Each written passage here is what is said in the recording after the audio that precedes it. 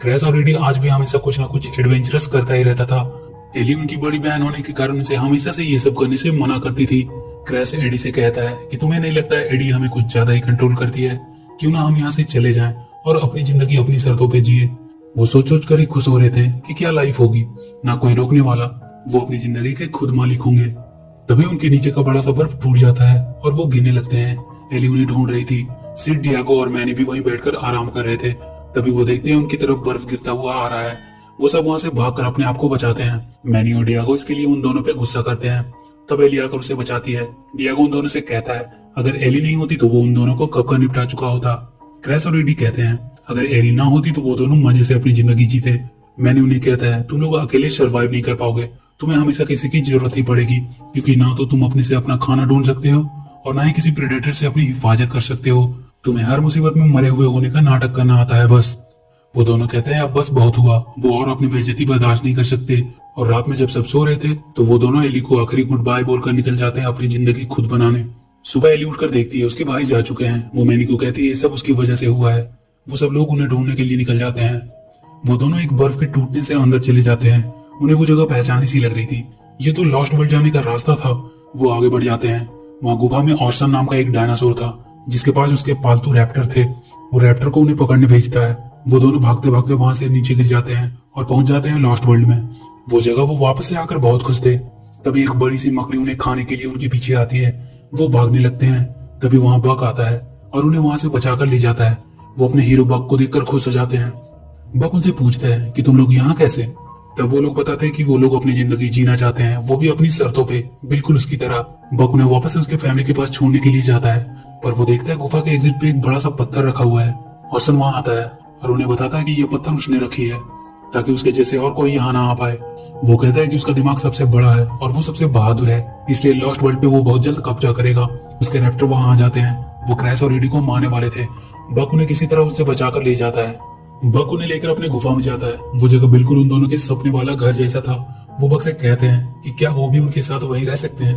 बक उन्हें मना कर देता है और कहता है वो बहुत जल्द उन दोनों को उनकी पुरानी फैमिली के पास छोड़ कर आएगा, क्योंकि ये जगह बहुत खतरनाक है। बक उन्हें बताता है कि जब ऑर्सन छोटा था तो उसके बड़े से सर के कारण सब उसे बुली करते थे, पर जैसे जैसे वो बड़ा होता गया उसका सर भी बड़ा होता गया और उसे ये लगने लगा कि उसके पास सबसे बड़ा दिमाग है, मतलब वो सबसे सुपीरियर है। बक ने उसे अपनी टीम में शामिल करने के लिए भी इनवाइट किया था। उन्होंने एक वाटरिंग होल बनाया था जहाँ सभी तरह के जानवर एक साथ रहना सीखते थे और उनकी टीम उन सबको प्रोटेक्ट करती थी। पर ऑर्सन को यह स्वीकार नहीं था। उसे लगता था कि सारे जानवर एक समान कैसे हो सकते हैं, जो ताकतवर होगा वही उन पे राज करेगा। इसलिए उसने बक की टीम को मारने के लिए एक ट्रैप लगाया। उन लोगों ने ऑर्सन को हरा तो दिया, पर उनकी टीम के 2 लोग भी मारे गए। ऑर्सन को एक लावा आइलैंड पे छोड़ दिया गया, पर पता नहीं कैसे वो वहां से बाहर निकलने में कामयाब रहा। वो लोग अभी बातें कर रहे थे कि बक देखता है ऑर्सन का रैप्टर उनका पीछा करता हुआ वहां आ गया है। वो उन्हें मारने ही वाला था, तब पता नहीं कहां से कुछ गैस वहां भर जाता है और उन दोनों भाइयों को छोड़कर सब बेहोश हो जाते हैं। बक की जब आंख खुलती है तो देखता है कि उसकी दोस्त जी वहां आई है। उसी ने उन लोगों को बचाया है। वो बक से कहती है कि हमें ऑर्सन को रोकने के लिए कुछ करना होगा, नहीं तो वो पूरे लॉस्ट वर्ल्ड को बर्बाद कर देगा, जिसके लिए उन लोगों ने इतने दिनों तक फाइट की।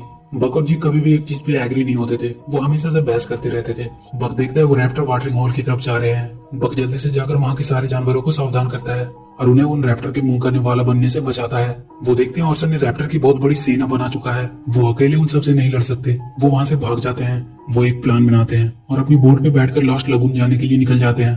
क्रैश और एडी को समझ नहीं आ रहा था कि वो लोग वहां क्यों जा रहे हैं, वहां कौन उनकी मदद करेगा। बक और जी बोट पे ही बहस करने लग। जी कहती है कि उसने उसकी वजह से अपनी टीम के लोगों को खोया और वो नाराज हो जाती है। जाते जाते रात हो चुकी थी। बक को नींद आ रही थी, तो उन दोनों भाइयों ने उसकी मदद करने के लिए बोट की कमान अपने हाथों में ले लिया। सुबह वो दोनों जंगल से लाई कुछ चीजें बक को दिखाते हैं। बक उनसे कहता है इन्हें फेंक दे, ये बहुत ही जहरीली चीज है। वो लोग आग उगलने वाली लिजर्ड भी लेकर आए थे, जिन्हें वो अपने पास ही रख लेते हैं। लॉस्ट लगून पहुंचकर वो मामा टीरेक्स से मिलते हैं। वो उनसे मदद मांगते हैं, पर टीरेक्स के दांतों में दर्द था। बक देखता है उसका एक दांत सड़ चुका है और उसे निकालना होगा। जी अपने गैस से टीरेक्स को बेहोश कर देती है और बक उसका वो दांत निकाल देता है। तभी वहां वो रैप्टर्स आकर उन पर हमला कर देते हैं, पर टीरेक्स अभी भी बेहोश ही था।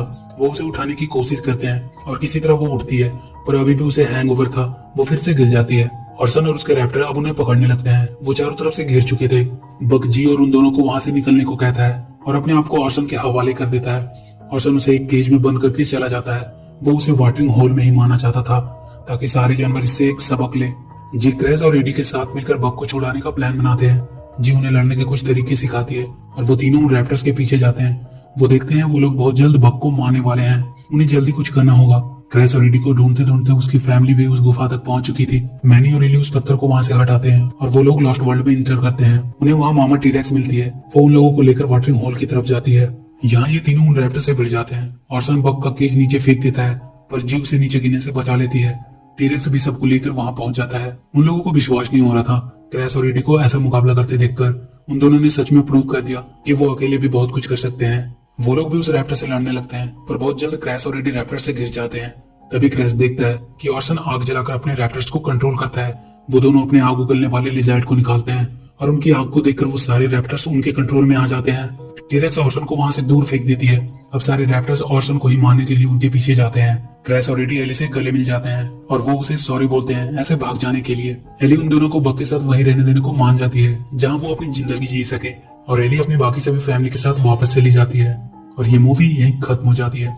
तो वीडियो अगर अच्छी लगी तो please do like and share the video and please subscribe to my channel and press that bell icon.